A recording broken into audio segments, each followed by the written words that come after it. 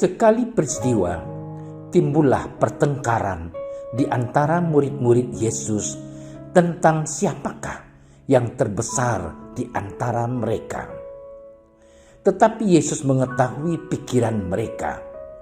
Karena itu, ia mengambil seorang anak kecil dan menempatkannya di sampingnya dan berkata kepada mereka, "Barang siapa menyambut anak ini dalam namaku, ia menyambut aku. Dan barang siapa menyambut aku, ia menyambut dia yang mengutus aku. Karena yang terkecil di antara kamu sekalian, dialah yang terbesar." Yohanes berkata, "Guru, kami lihat seorang mengusir setan demi namamu, lalu kami cegah orang itu, karena ia bukan pengikut kita." Yesus berkata kepadanya, "Jangan kamu cegah, sebab barang siapa tidak melawan kamu, ia ada di pihak kamu." Demikianlah Injil Tuhan.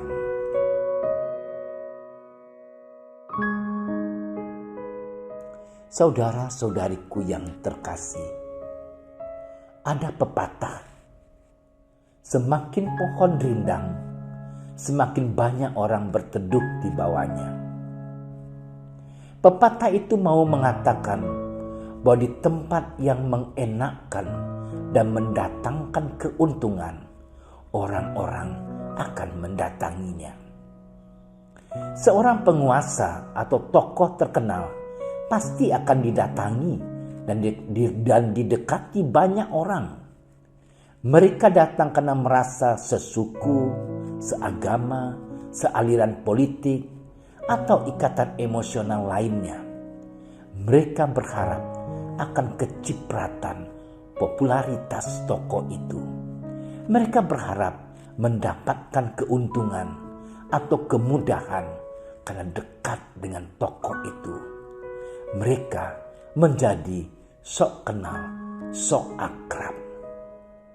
Lantas bagaimana kalau tokoh tersebut tiba-tiba jatuh dan kehilangan semua popularitas dan kekayaannya, lalu jatuh miskin? Masihkah banyak orang mendekatinya? Masihkah mereka merasakan keuntungannya kalau mendekatinya? Belum tentu.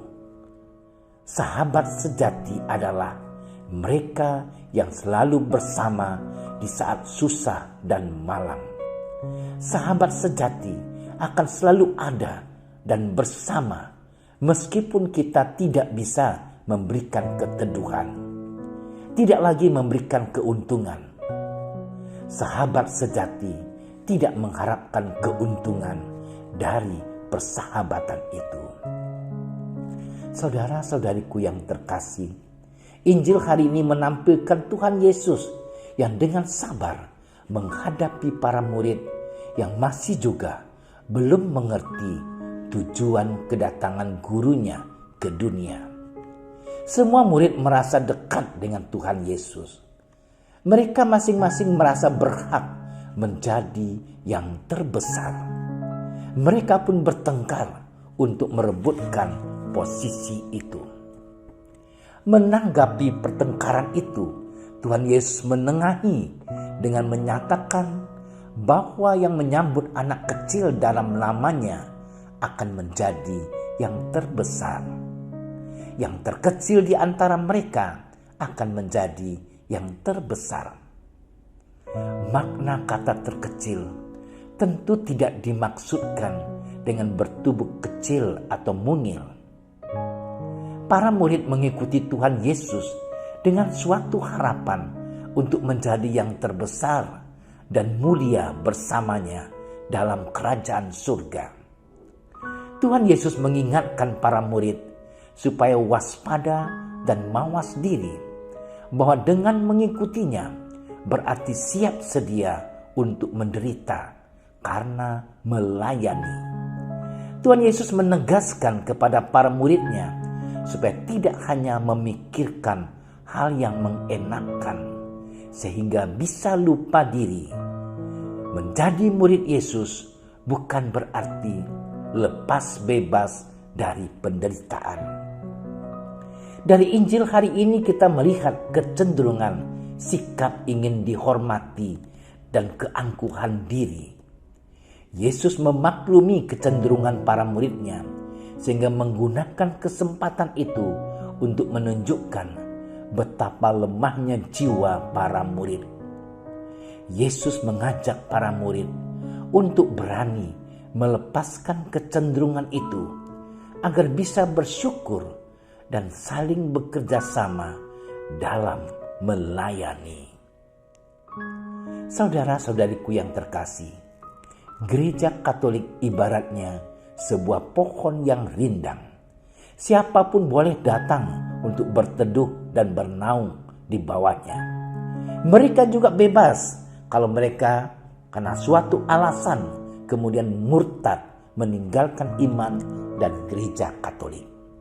Ternyata benar, beraneka ragam alasan seseorang tertarik menjadi Katolik. Kalau dengan menjadi Katolik seorang merasa diselamatkan lahir batin, pantaslah disyukuri. Artinya kehadiran Gereja Katolik dirasakan manfaatnya. Karya penyelamatan menjadi nyata dan terbukti. Akan tetapi kalau menjadi Katolik dan menjadi warga gereja hanya diukur dengan hal yang bersifat mendatangkan keuntungan, apalagi dalam wujud materi dan duniawi, pasti akan mengecewakan. Menjadi Katolik harus siap mengikuti jalan salib Yesus. Harus siap hidup susah atau senang, bahagia atau menderita bersama Yesus. Tidak boleh hanya berpikir dan berharap untuk selalu hidup enak. Kita mesti siap kalau karena iman itu menderita baik lahir dan batin. Menjadi Katolik tidak boleh menjadi pengecut yang hanya mencari enak tetapi tidak siap menderita. Menjadi Katolik harus siap melayani, siap menjadi pelayan, menjadi yang terkecil sehingga kelak menjadi yang terbesar. Menjadi Katolik tidak cukup dibaptis, tetapi juga mesti siap untuk saling melayani. Menjadi Katolik juga tidak boleh membuat kita sombong dan merasa diri paling suci. Sebaliknya, mesti terbuka terhadap segala kebaikan orang lain. Seperti ayat terakhir Injil hari ini. Sebab barang siapa tidak melawan kamu, ia ada di pihak kamu. Tuhan Yesus, ajarilah kami untuk senantiasa mensyukuri anugerah-Mu. Gerakkan juga kami agar senantiasa saling melayani satu sama lain, sehingga kelak kami layak menjadi yang terbesar dan mulia bersama-Mu di surga. Sebab Engkaulah Tuhan dan Juru Selamat kami. Amin. Terima kasih sudah menyaksikan renungan hari ini. Jangan lupa like, subscribe, dan aktifkan tombol loncengnya agar Anda yang pertama mendapatkan notifikasi updatean renungan harian dari Komsos Keuskupan Padang.